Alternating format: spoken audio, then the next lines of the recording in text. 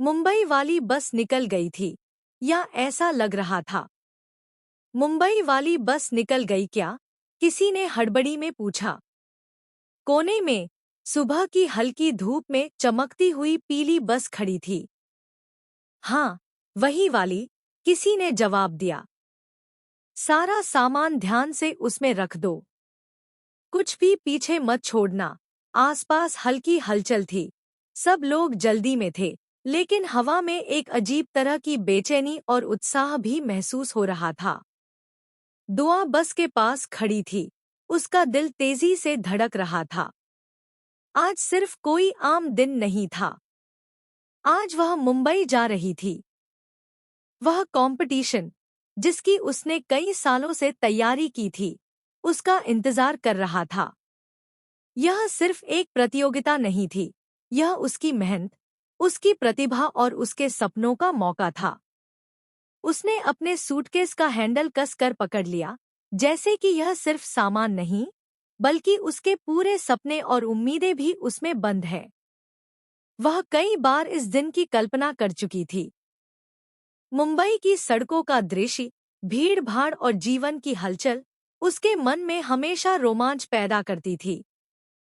ऊंची-ऊंची इमारतें, चमकती लाइटें, सड़क पर चलते हजारों लोग और शहर की निरंतर आवाज, यह सब उसे अपनी ओर खींचता था। और अब यह शहर उसकी प्रतीक्षा कर रहा था। लेकिन इसी के साथ उसके मन में हल्की चिंता भी थी। वह घर छोड़ रही थी, अपनी सुरक्षा और परिचित दुनिया को पीछे छोड़ रही थी, और अज्ञात भविष्य की ओर कदम बढ़ा रही थी। उसका पिता दूर खड़े होकर उसे देख रहे थे। उनके चेहरे पर एक तरह की स्थिरता थी, लेकिन आंखों में भावनाओं का तूफान छुपा हुआ था। एक लंबे समय से वह एक सच्चाई अपने भीतर छुपा कर रखे हुए थे। उन्होंने हमेशा सोचा कि दुआ के लिए वह समय सही होने तक सच नहीं बताएंगे। और अब यह समय आ चुका था। वह जानते थे कि अब उन्हें यह सच बताना ही पड़ेगा, एक सच जो उनकी बेटी की जिंदगी बदल सकता था।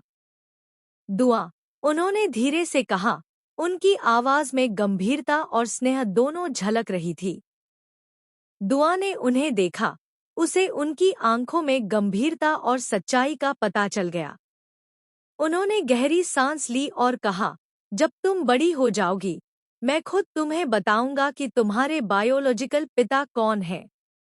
उन शब्दों ने हवा में एक अजीब सा असर छोड़ा। यह एक ऐसा सच था जिसे उन्होंने अब तक किसी से साझा नहीं किया था। अब वह दुआ को अपनी शर्तों और समय पर जानने का मौका दे रहे थे। दुआ का सीना तंग,